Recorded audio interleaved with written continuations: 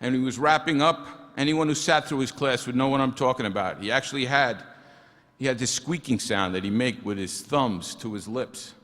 It was his way of saying, hey, we're moving on.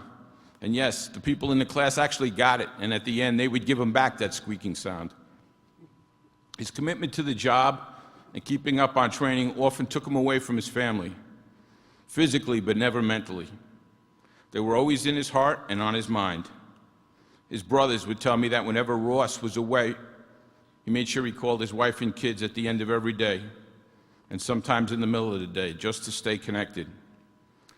During his PowerPoint presentations when he was teaching, he'd slip in pictures of his daughters, some of him holding them, and even one of him and his daughter at the father-daughter dance.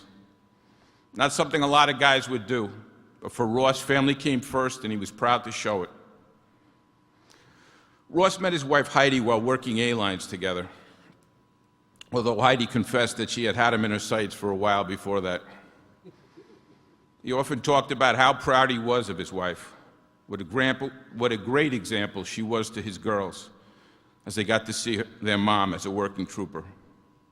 What a great woman and role model, he'd say. I mentioned earlier his determination, his persistence. Most recently, he put those skills to work to his advantage with Heidi, when after some considerable effort, he finally convinced her to let him get that new trail bike he wanted. This guy was tough. Triathlons, Ironmen, you name it. And another hobby and talent that he possessed, the trumpet. And I'm told he played like a pro. Maybe that's where we got that squeaking sound from. His girls were the light of his life. He was very involved with them, always making time for them, and always coming to work and sharing their stories. One summer, when the pool in his yard, the seam broke, and the water began flowing out of the pool like a river out onto the lawn and across it to an open basement window. I think most of us would have told this story with frustration and anger, but for Ross, he thought it was hysterical because his daughter was up on a float, and the whole time she was in the pool, she rode the wave of water right out through the breach wall. And for Ross, the thought of his finished, flooded basement was just an afterthought. When he was out of town and work ended, couldn't wait to go home to mow the lawn. Say, mow the lawn? Yeah, mow the lawn, because he knew that one of his daughters would be riding up on the mower with him. He adored his daughters. He was a proud father and could never get enough of them. And those people who were closest to Ross would describe him with words like family man, salt of the earth, a heart as big as the world, an optimist, a mentor, and a true leader. And when I think about how Ross lived his life, I'm reminded of a quote by Mark Twain. He said, "Unconsciously, we all have a standard by which we measure other men. And if we examine closely, we find that the standard is really a very simple one, and it's this: we admire them, we envy them for the great qualities that we ourselves lack. And hero worship consists of just that. Our heroes are men who do things which we recognize with regret and sometimes with shame that we cannot do. We find not much in ourselves to admire. We're always privately wanting to be like somebody else. If everybody was satisfied with himself, there would be no heroes." And that was Ross, never satisfied, always wanted to do more, to be better, to improve himself. But for all of us, Ross was that hero. In his 13 years as an MRT and SORT member, one can only guess how many times he was there for us, doing what most of us couldn't do. Going through the doors, rescuing trap hunters or hikers, bringing the suspects and the barricaded people safely out, going in hot. Ross left us too soon, but because of how he lived, his dedication to teaching others how to save lives, and his teaching his girls about life, he's left us with solid groundwork and a great example for all of us to follow. Throughout his life, Ross Riley was there for so many people, for his SORT brothers and his fellow Marines, for strangers, for his family and friends, for his country, and for his brothers and sisters in the New York State Police. Heidi, please know that we in the State Police are always here for you and your girls, and we always will be. We're a family. Ross was our brother, and he'll forever be a part of the State Police. Forever a trooper. Trooper Ross M. Riley, thank you for being there for us. Thank you for your service to the people of New York State, and thank you for a job well done. May God bless you, and may you rest in peace.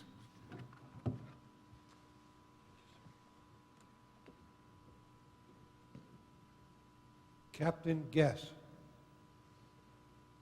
Major Guess. Ride the motor?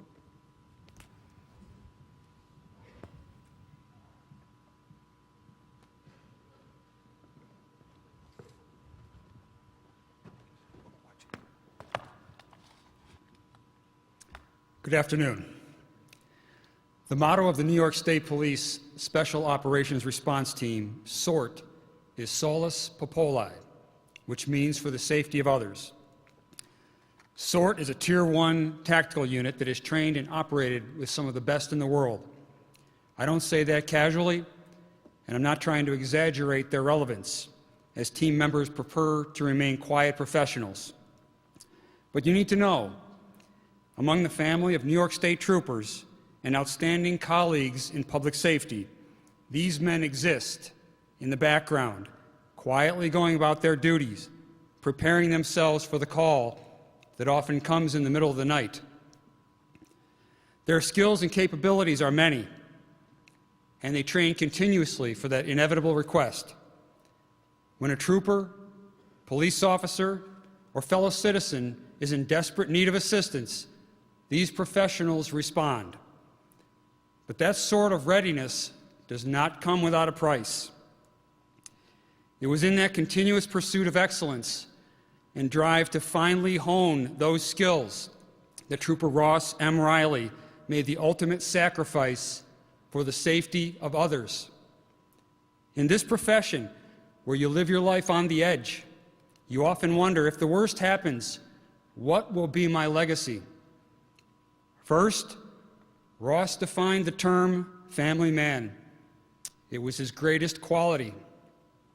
Every one of us knew how happy he was with you, Heidi, and the life you two had built together. He was proud of your accomplishments as a trooper and sergeant. He was also immensely proud of his daughters, Abby, Katie, and Jilly. Whether he was riding bikes or scooters with the girls, playing lacrosse in the backyard, or eating pancakes at Sprague's, the sun rose and set with his family. 3 girls could not have asked for a better father. Second, especially if you have young children, you can't help but wonder, what will my family come to know about me from my fellow troopers, from my teammates? Well, I can tell you what Ross meant to me. He was an inspiration, pure and simple, a positive force for good, a real student of his craft and trade. In addition to being a trooper, he was a paramedic, a rifleman, a world-class instructor, and an operator at the very top of his game. But mere titles do not do him justice. I've known Ross for his entire career and watched him come up through the ranks from recruit trooper to learned professional. He was a mentor to many troopers, many who owe their professional development to him and sit amongst you today. He was a role model whose impact on this job and this team is enormous. Ross was an influential informal leader as well. I will confide in you that as a commissioned officer, I often sought his advice. Therefore, by extension, the team benefited from his sound judgment time and time again. He simply had an undefinable magnetism that made you want to be around him.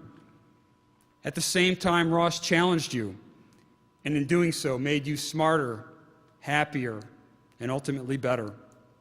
As good as he was, though, he never stopped learning and perfecting his skills.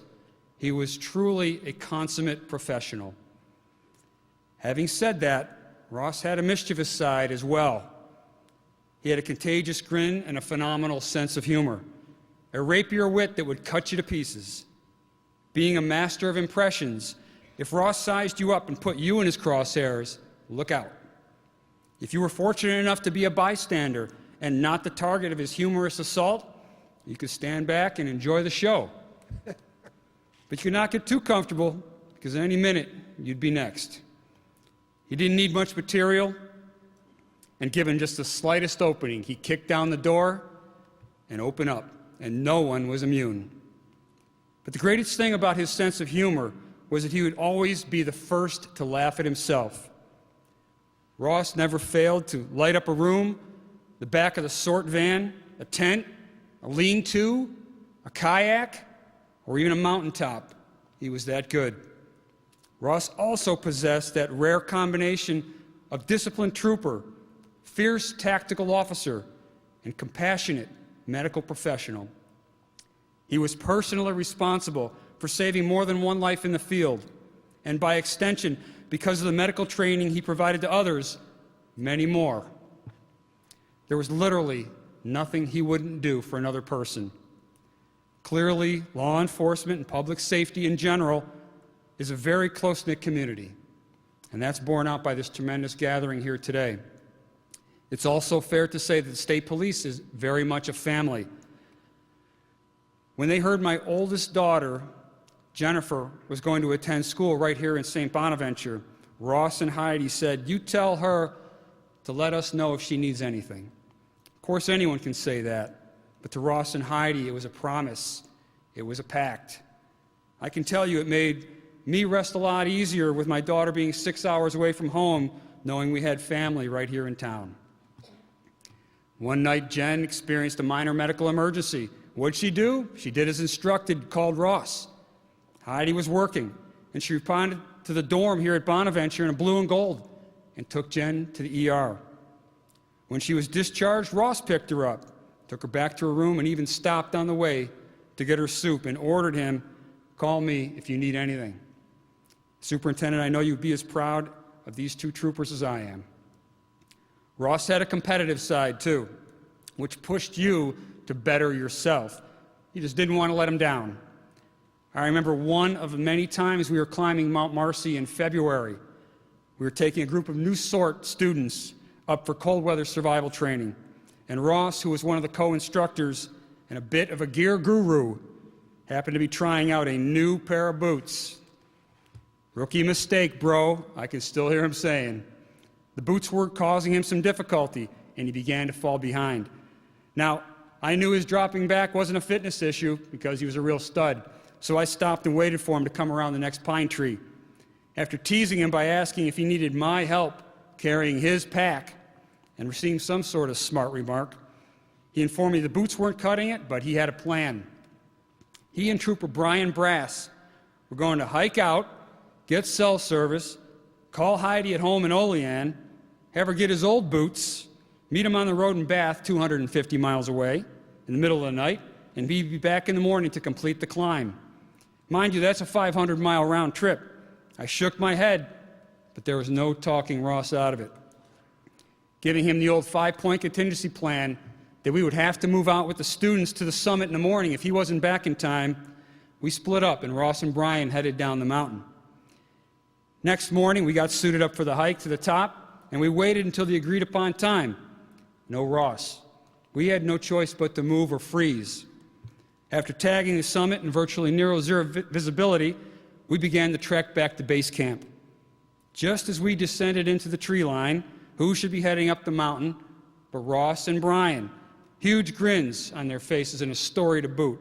Ross said indeed they'd hiked out. They met Heidi and the girls on the road, exchanged the boots, drove back nonstop, resumed the climb, and here they were 24 hours later, fueled almost exclusively by Red Bull, gummy bears, and Snickers, on their way to the summit. That was Ross. Didn't know the meaning of the word quit. And if there was a way to make something as simple as climbing the state's highest mountain in February even more epic, he'd find it. What a legacy. He lived a life full of love, achievement, and adventure. Perhaps it was because of the time he spent in the United States Marine Corps with their famous motto, Semper Fidelis, always faithful, ingrained in him that if you were fortunate enough to be counted among his friends, then you had a friend for life. Ross never failed to bring out the best in all of us. Ross Riley, shield number 2105, call sign W7, husband, father, son, brother, Marine, paramedic, New York State Trooper, and friend. You have enriched the lives of everyone you have encountered.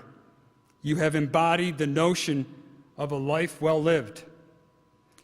We are all supremely blessed to have had you in our lives. Thank you for your service, Ross. Until we meet again.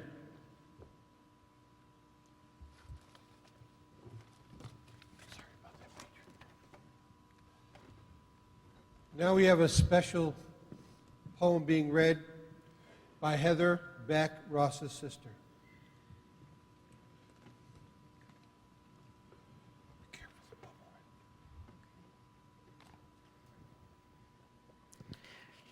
Remember by Christina Rossetti. Remember me when I am gone away, gone far into the silent land, when you can no more hold me by the hand, nor I half turn to go, yet turning stay. Remember me when no more day by day you tell me of our future that you planned. Only remember me. You understand it will be late to counsel then or pray. Yet if you should forget me for a while, and afterwards remember, do not grieve. For if the darkness and corruption leave a vestige of the thoughts that once I had, better by far you should forget and smile than that you should be remember and be sad.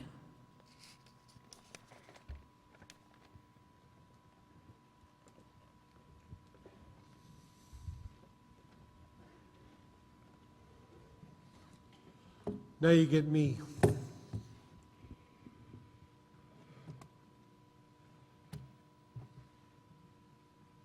You heard all the accolades about Ross Riley being a mountain man, being an outdoorsman. He loved the guys he worked with. They loved him. And Ross used to share some of the practice